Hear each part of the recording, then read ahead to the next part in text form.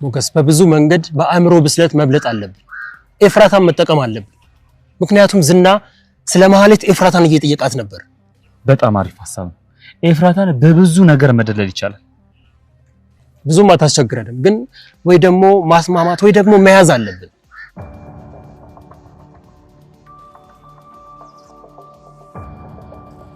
የፈጣሪ ያለ አይኑ ወይ እሷ ነው እያየሁት ያሉት? ቆይ ተረጋጋ ሞገስ፣ ተረጋጋ። ቆይ ይቻትናኩ ቆይ ተረጋጋ። ብሎናል። ዝና እኮ ሊኖር ይችላል። ትንሽ እንጠብቅ። አሁንም እየፈራን ሞገስ፣ ከፈራ በቃ ወደ ቤት ሂድ። ፍርሃቴ ከወንድሜ ይበልጥብኝ። ሁለተኛው አሳ በእጃችን ገብታለች። የመጨረሻውን አሳ ደግሞ ቀጥለን እንይዘዋለን። ና ተከተለኝ።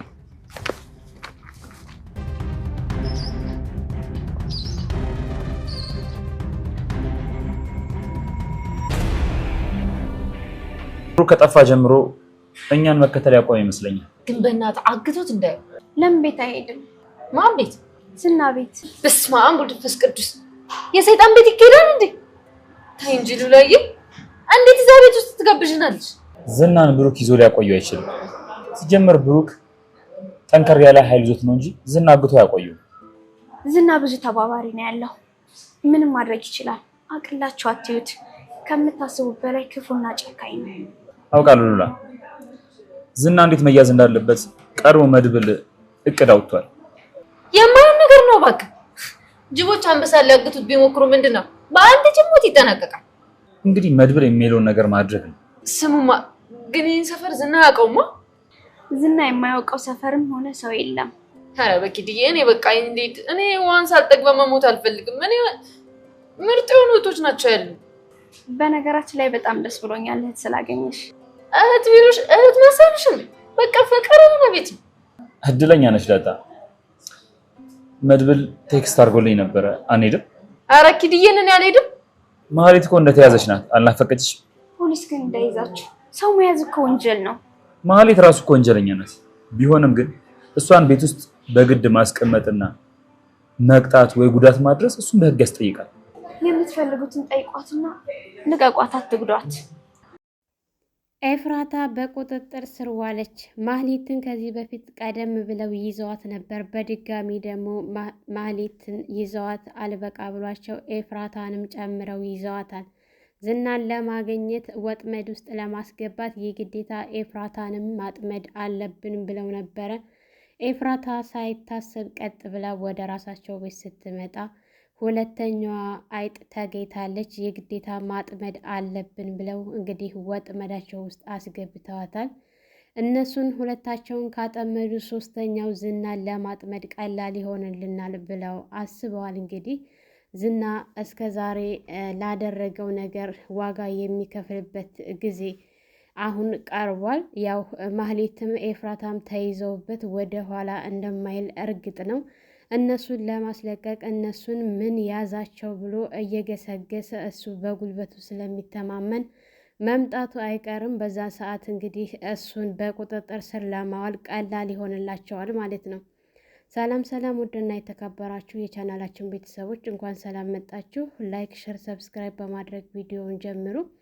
እንግዲህ ማህሌት ምሳሌን አንቃ ይዛ አለቅም ብላ ስትታገል በነበረችበት ሰዓት ቅድስት የምታረገው ሲጠፋት ለመድብል ደውላ ምሳሌን ይዛብኛለች፣ እባክህን ድረስልኝ፣ ልትገልብኝ ነው ስትል ምንም አትሆኑም፣ አብሽሩ መጣሁኝ፣ እስከዛ ድረስ ገመዱን ልፈታ ነው ብለሽ አታሊያት፣ እኔ እደርሳለሁ ሲላት ነበር።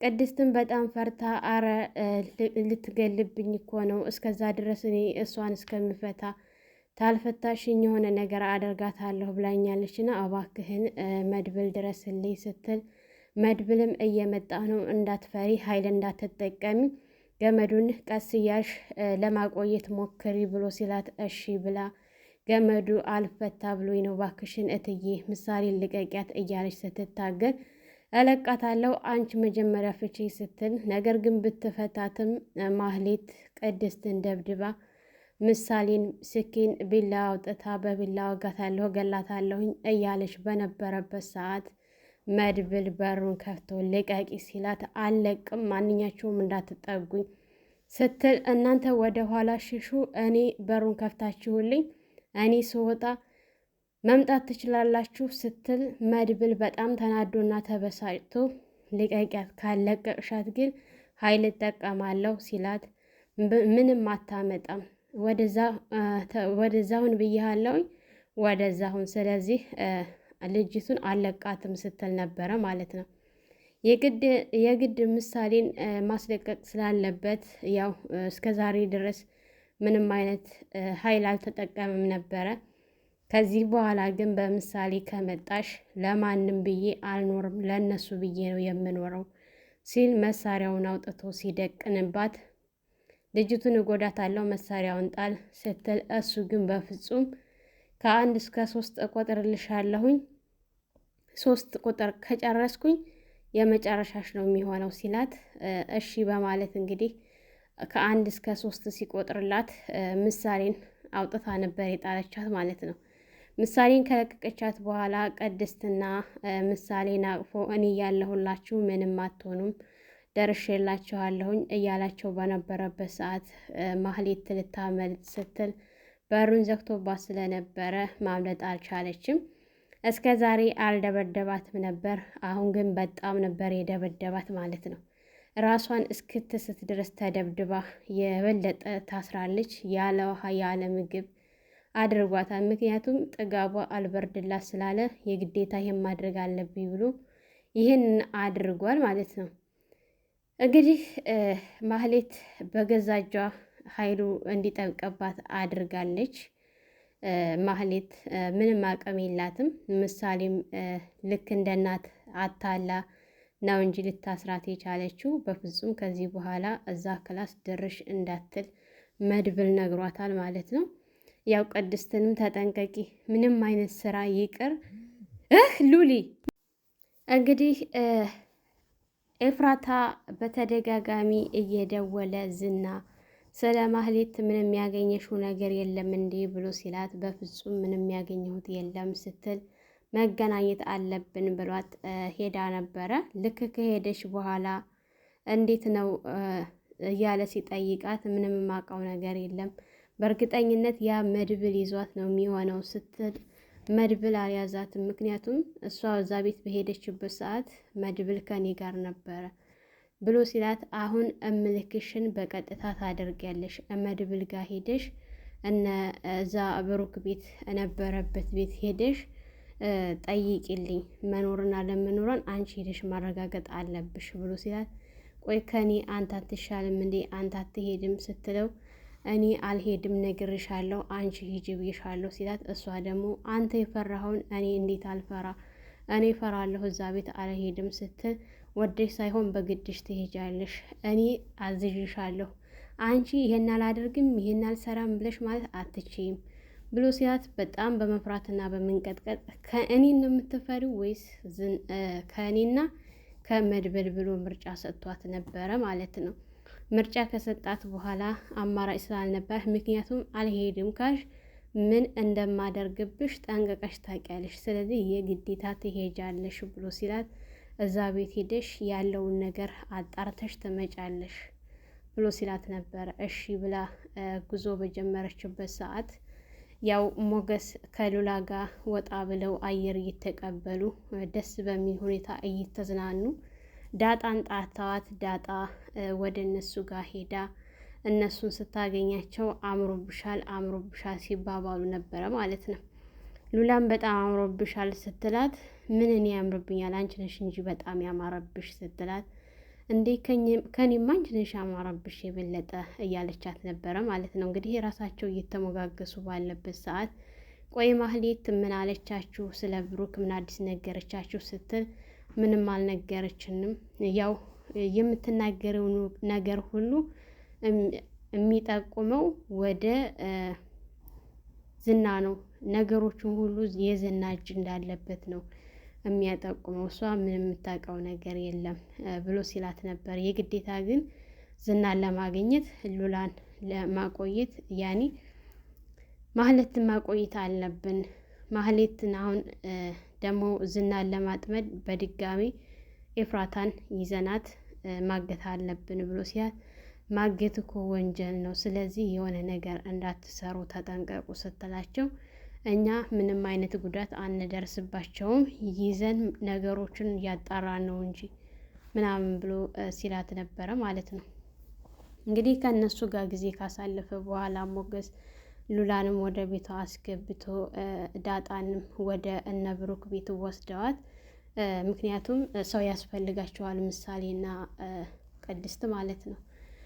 ሞገስና መድብል ተገናኝተው አንዳንድ ነገሮችን እያዋሩ የግዴታ ውለን ማደር የለብንም መያዝ አለብን፣ ዝናን ይዘን ነገሮችን ማጣራት አለብን። ግን ዝናን ስንይዘው ከበስተጀርባ ብዙ ነገር ሊመጣ ይችላል። ዝና ራሱ ዝም ብሎ የሚያዝ አይደለም፣ ኃይል ይጠቀማል እና ስለዚህ እሱን ስንይዘው ከበስተጀርባ ብዙ ነገር ስላለ መጠንቀቅ መቻል አለብን ብሎ ሲል እና ታዲያ አሁን እንዴት ነው ዝናን መያዝ የሚቻለው ብሎ ሲል ዝናን መያዝ የምንችለው አሁን ማህሌትን ይዘናታል፣ ወደዚህ ቤት መምጣቱ አይቀርም። ሁለተኛ ደግሞ ምናልባሽ ኤፍራታንም እዚህ ቤት ሊልካት ስለሚችል ኤፍራታንም ይዘን ወጥመድ ውስጥ እናስገባዋለን እንጂ ዝና በቀላል የሚያዝ አይደለም ሲል ነበረ መድብል ማለት ነው።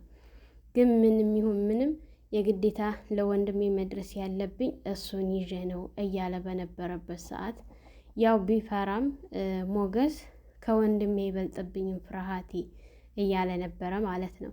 መድብል ግን በጣም ፈርተሃል አንተ ምንም የምታዋጣኝ አይደለህም ሲለው ነበረ ማለት ነው። ግድ የለህም ከወንድሜ አይበልጥብኝም እችላለሁ፣ ሁሉን የምታገሳለሁኝ እያለ ይገኛል።